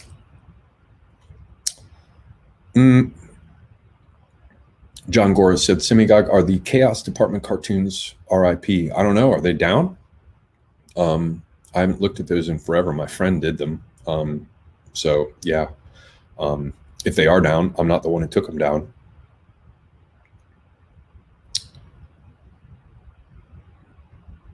El Vaquero 555, hello, sir, says, did you forget that shields send Shai Hulud into a frenzy? Sometimes the fast crisp knife is best. Yeah, yes, indeed. Plans within plans. Are you suggesting that a duke's son is an animal? I am suggesting you might be human. Sorry. Okay. Minoan, hello, says, if China collapsed tomorrow, would we see massive sea change in regards to the resistance to Trump's second term? Yeah. And you're likely to see just that. But just throw in Canada being torn up by upheaval, and EU, and to some extent the UK as well. Because if Trump stays in office, all this crap with COVID, he's going to continue to play the game. But the primary reason for it will be that by doing so, he can amplify resentment towards China and extract concessions and use it as a stick to beat China with, as well as a flag to rally people around in order to go after China together. And that means that all the people who are busy destroying their own economies in order to get rewarded in whatever their backroom deals are, they're going to have a hard time explaining everything when they can look to the U.S., which will start to come out of it and shape up as soon as Trump's not occupied with these other things. I hope he will begin to show us how he really wanted to run his presidency when he wasn't, laying giant traps for people. But we'll see. I know a lot of people think I'm an idiot about it and that it won't happen, but I still believe that it will.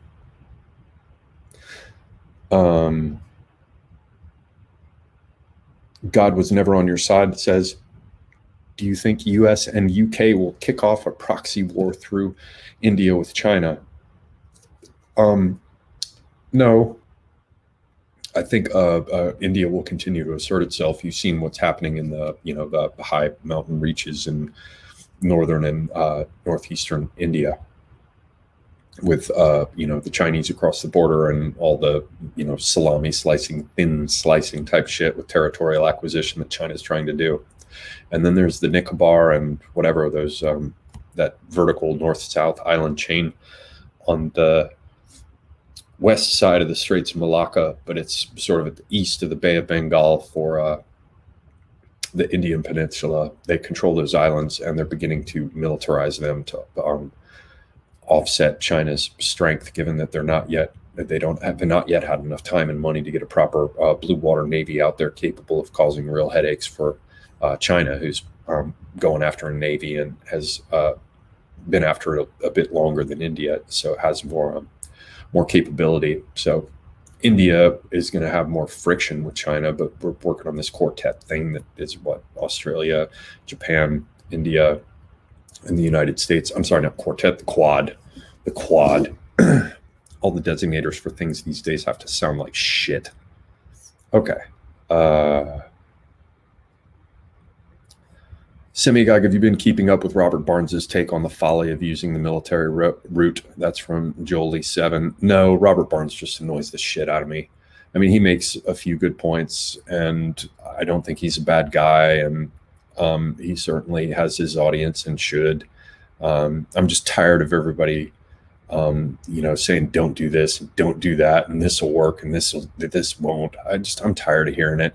It's like people saying all the time, including Barnes, get these crazy people away, this crazy Sidney Powell stuff. What we have to do is focus on the Giuliani people and the things that we really can prove.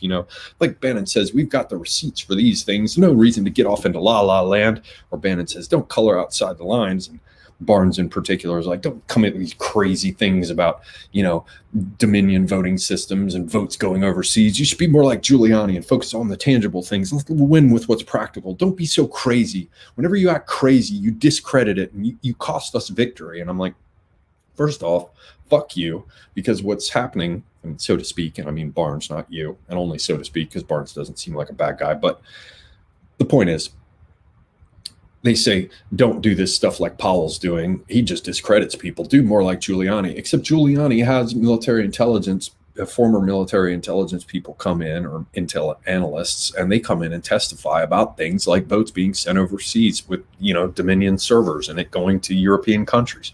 They talk about it. Giuliani talks about it and brings them in. So it's not like it's just Powell that's saying it. Shit, President Trump talks about it too. And ultimately, the thing that annoys me the most about that take is the idea somehow, it's so middle class, it's so pathetic. The idea is, don't make a fuss, just be reasonable. Don't be far out there. If only you presented yourself well and didn't turn people off with your wacky talk, suddenly the criminals would stop fucking you. I just don't get it. It's insane, this idea that, oh my God, you turn so many people off with this. You turn them all off with this. If you just be normal, if you just be like a normal person, like everyone else, you wouldn't make everybody think that you were so crazy, and then maybe somebody would listen. No, they're not going to listen. They have not been listening. We were never asked. You know that expression? They don't give a shit. So, I'll tell you, maybe there's some things that won't work, but there's certainly one thing that I am sure won't work.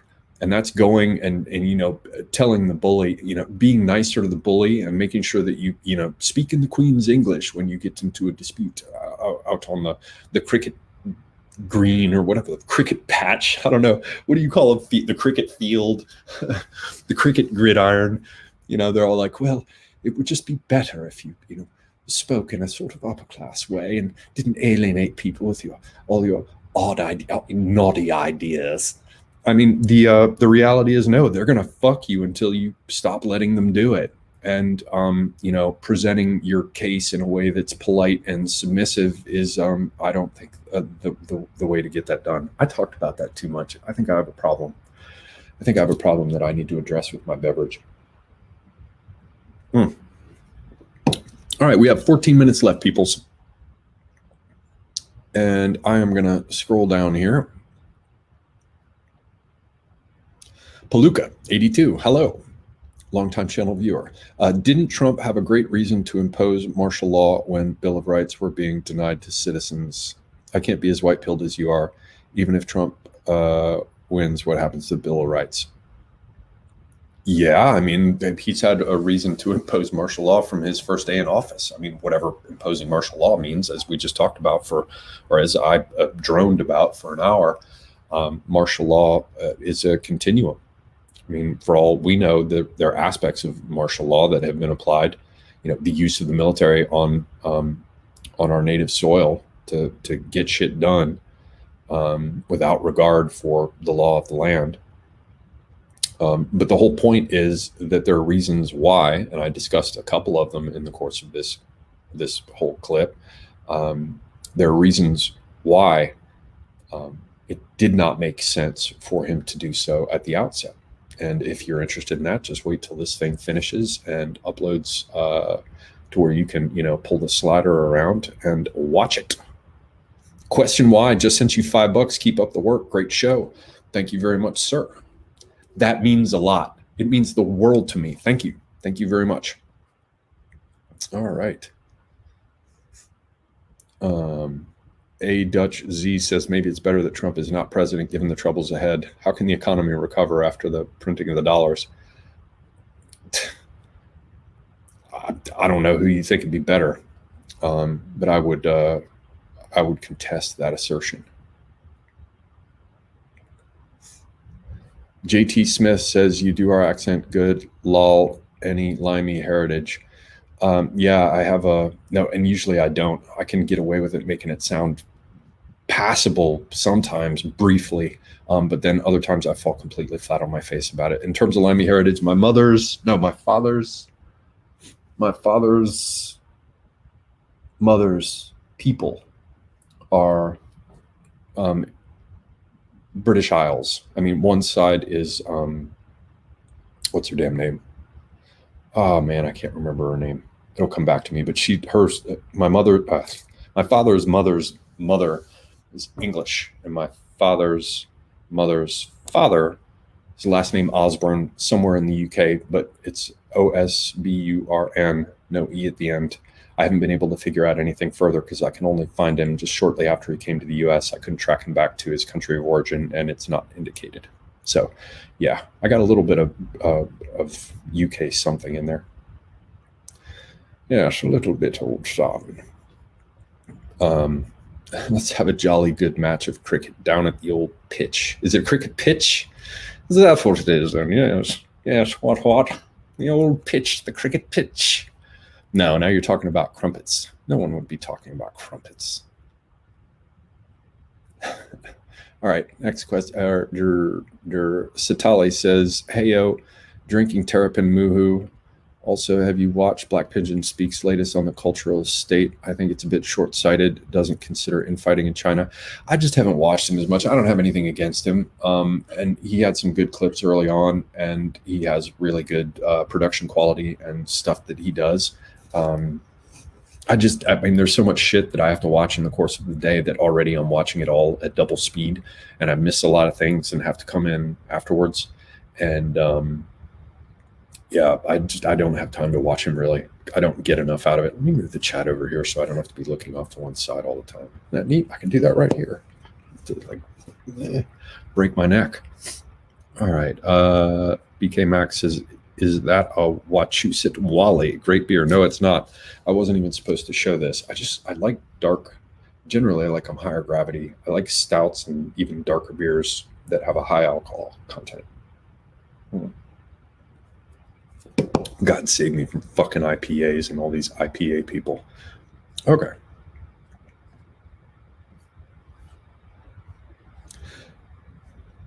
Somebody just said, recommend me a book, and then it refreshed and I lost it. Oh, that's Hailstrom. Here's a book for you. Get Vinculum. You can find this on Amazon. This is my book.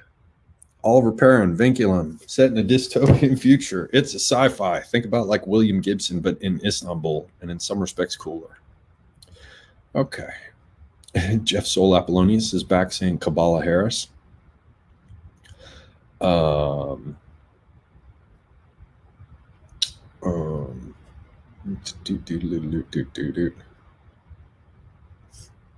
Crumpets are good. Right. Actually, I can do an Australian accent. You have to think in yeah. You have to go yeah all the time. For an Australian accent, you have to go yeah. Sorry. Yeah, I can't. The only time that I can do an Australian accent is when I try to do a Cockney accent and it goes wrong in a particular way and sort of turns into an Australian accent. But I can't start there. Yeah. Problem. Okay.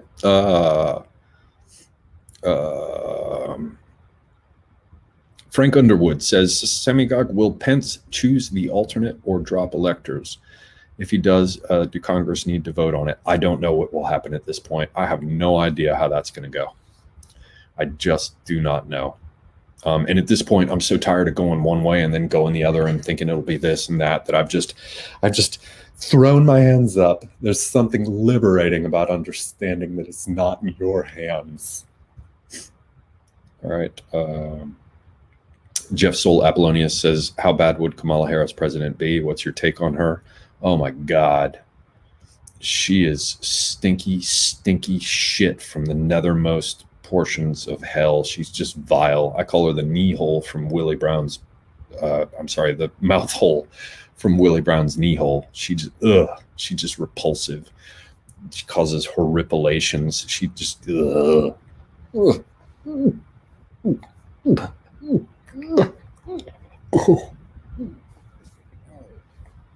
yeah. Probably less said about that, the better.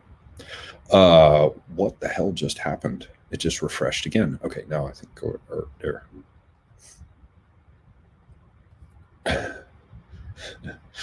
Sorry. Yeah. Put another shrimp.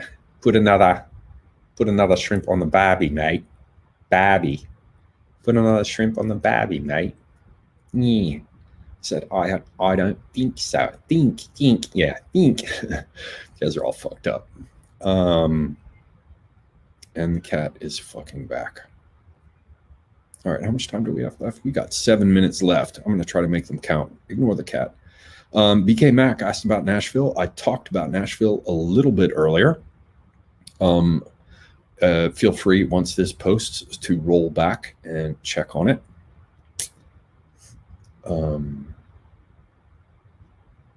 Oh, wow.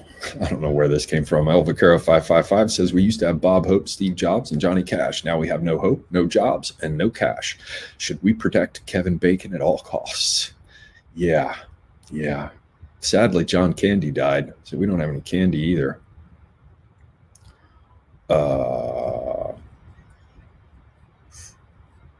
Yeah, it doesn't look like I have any questions here, man. Is that it?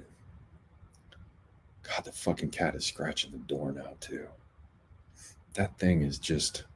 All right, you know what? I'm just gonna do this at the end here because nobody's asking any questions. I'm gonna ask y'all a question. Okay? I'm gonna ask y'all a question.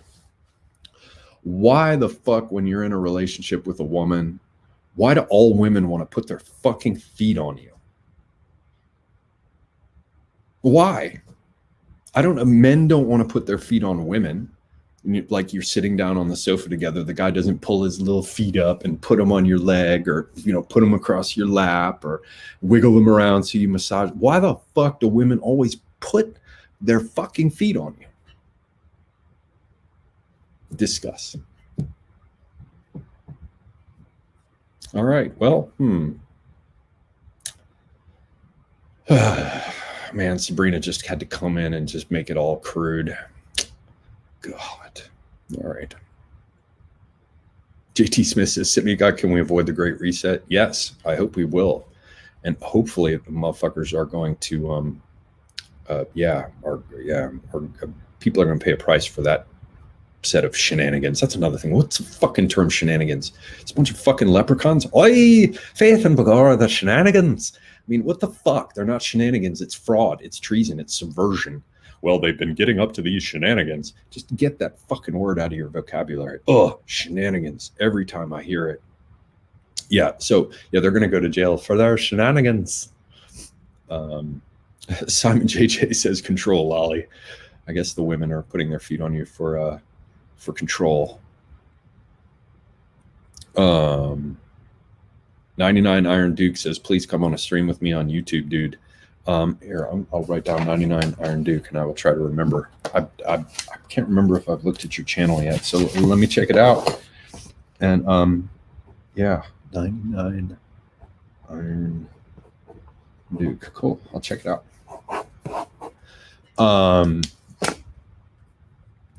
BDB says feet are gross. Louis the... God, I always have to fucking count those Roman numerals. 15, 16, 17. Louis the 17th, testing your patience. Big O's, attention. Always fucking attention. Yes. But see, MCT says to get them warm, but what the fuck? My feet get... Well, no, women get that cold hand feet thing too. It's always fucking freezing, man. You should just soak women in hot water. When you're not using them, put them in fucking hot water. That's the other thing about turning the heat up too high. Okay. Alvacara, yes, marking their territory. Yes. Right hand of order says if she does that, she does not respect you. Say goodbye. What are you talking about, man? The most successful relationships always involve women putting their feet on you. Always. Okay. John Gore says, Ollie just hates them. No, I don't. Absolutely not. I don't hate women. 99 Iron Duke says, I actually do serious streams. Very good. Yeah, and I've seen you on people's channel I like, and I've seen you come through here a number of times for a while. So yeah, I'll check it out for sure. Repeal the 19th. French Bulldog says, Semigong, the women feet thing. Many women suffer from what I call the I am a goddess syndrome. They feel irresistible to all men. Think they have tiny, beautiful feet which don't smell, etc. Well, actually, the women that I've been with have actually been big. I didn't mind them putting their feet on me, and they didn't smell. That's not the issue. I don't mind it. I don't have anything problem with feet. They can put their feet on me. I'm just like, fucking why? I don't understand. It's always the same. And they seldom put one foot on you. They like, put two little feet on you. Put their two fucking big feet. I don't know. Now, it depends on the woman. I'd be less tolerant of it probably if I didn't have the luck to generally date attractive women or whatever it is that I fucking do with them. Okay. Fiend J, he says, claiming space and instigating exploration. Yes, I think you're right. God. All right.